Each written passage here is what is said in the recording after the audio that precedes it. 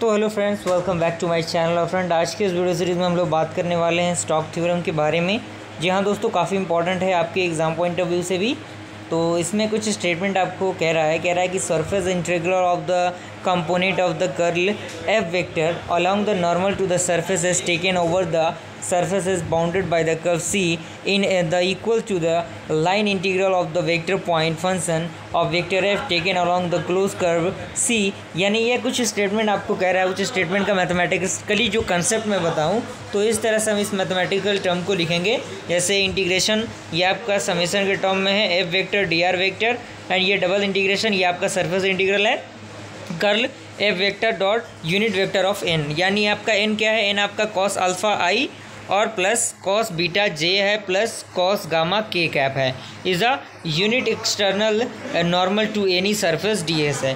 या फिर इसे हम कुछ और टर्म में लिख सकते हैं। उसमें कह रहा है कि the circulation of the vector F around a close curve C is equal to the flux of the curve of the vector through the surface as bounded by the curve सी।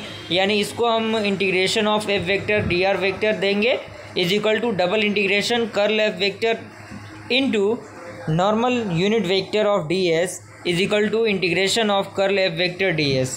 अगर मैं इसके एग्जांपल की directly बात करूं तो आप इस theorem को एक बार लिख लीजिएगा और डायरेक्टली एग्जांपल में हम आते हैं। कह रहा है कि apply the Stokes theorem to find the value of integration of Y D X plus Z D Y plus X D Z where C is the curve of the intersection of the X square Y square Z square is equal to A square and X plus Z is equal to A. यह आपका क्या दिया हुआ है? Question दिया हुआ है। इसके अगर मैं सॉल्यूशन की बात करूं तो सॉल्यूशन आपका सॉल्व होगा। एक बार आपका वाई जो कि आपका आई जे के है वो सारे रूल हम अप्लाई करेंगे। वेक्टर वाला जो रूल अप्लाई होता है उसमें प्रोडक्ट वाला रूल अप्लाई करेंगे और उसको हम लोग पार्शियली डिफ्रेंशिएट करेंगे। देन जैसे ही हम इसको उसके बाद हम इसको इंटीग्रेट जब करेंगे और यहाँ से आपका जो फिगर बनेगा कुछ इस प्रकार का फिगर आपका बनेगा।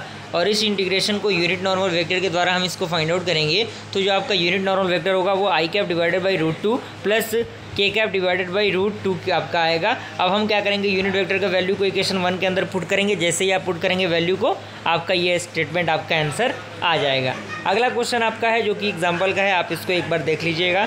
काफ़ी इंपॉर्टेंट है, काफ़ी हेल्पफुल है और आप बेहतरीन तरीके से कर सकते हैं। कुछ नहीं है इसमें, सबसे पहले क्रॉस प्रोडक्ट आपको निकालना होगा by the help of determinant concept और वहाँ पे आपका आई जे और के वाला रूल अप्लाई करके हमको इसको सॉल्व कर देना है।